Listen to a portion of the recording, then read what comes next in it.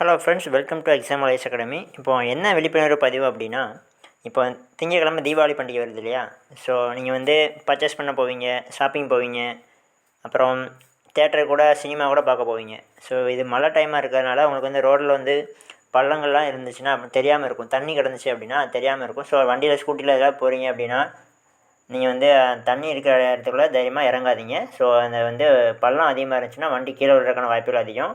நான் நேரில் கூட பார்த்துருக்கேன். ஒரு அக்கா வந்து ஸ்கூட்டியில் போகும்போது அவங்க அந்த தண்ணி இருந்துச்சு. ஸோ அசால்ட்டாக போனாங்க. பள்ளத்தில் வந்து வண்டி விழுந்துட்டு ஸோ அவங்களும் விழுந்துட்டாங்க. ஸோ அந்த மாதிரி வந்து யாருக்கும் நடக்கக்கூடாது. அது ரொம்ப கஷ்டமான சூழ்நிலை. ஓகேவா? அதனால் நீங்கள் முடிஞ்ச அளவுக்கு வெட்டையான பாதையில் ட்ராவல் பண்ணுங்கள்.